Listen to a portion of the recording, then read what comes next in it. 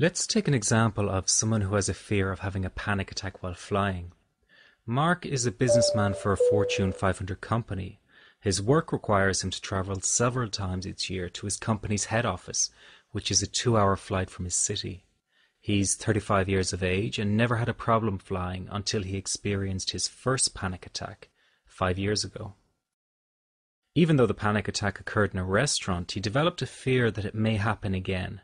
This fear is particularly strong while flying. You will see here his first flight after having learned the one move technique. As the cabin crew prepare the doors for departure, anxious thoughts flash in front of Mark's mind. He has a tendency to imagine all kinds of medical problems he might have 30,000 feet in the air.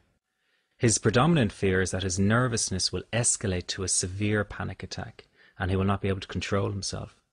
To quiet those fears, he reminds himself that he has learnt a new approach, and he is determined that this flight will be different. This time, instead of nervously anticipating the worst, he turns his attention inwardly and tells his body that he is open and willing to embrace any bodily sensations that might manifest during the flight. This approach is new and freeing because it allows his body permission to experience different sensations without him overreacting. He reminds himself that it is perfectly normal to feel excited in an airplane, so it's fine to feel heightened bodily sensations and to feel slightly nervous.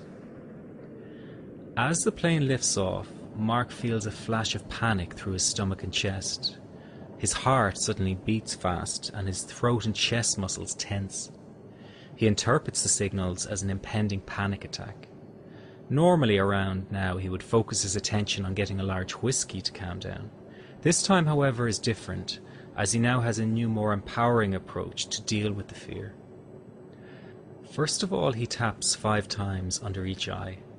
The exact point is directly in the middle of the bone under each eye. This is an acupuncture point that releases tension and fear held in the stomach.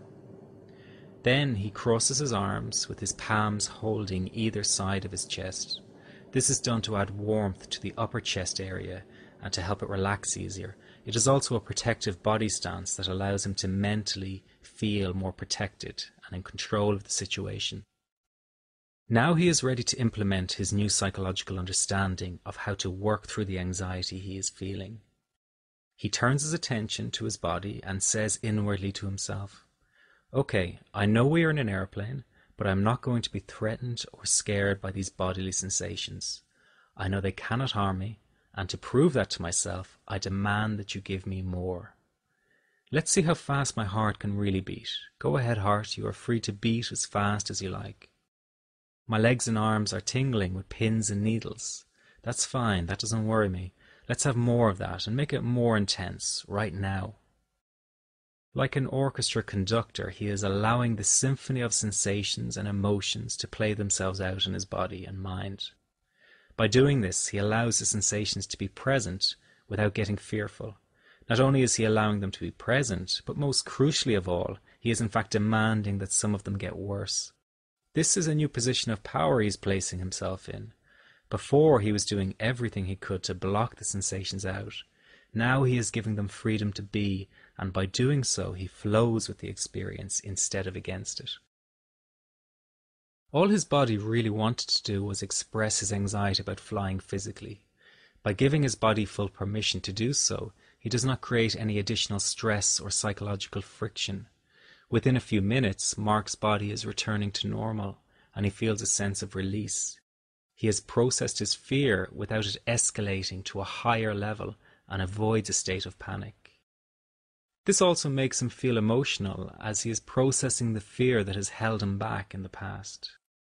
He can now sit back and enjoy the rest of the flight.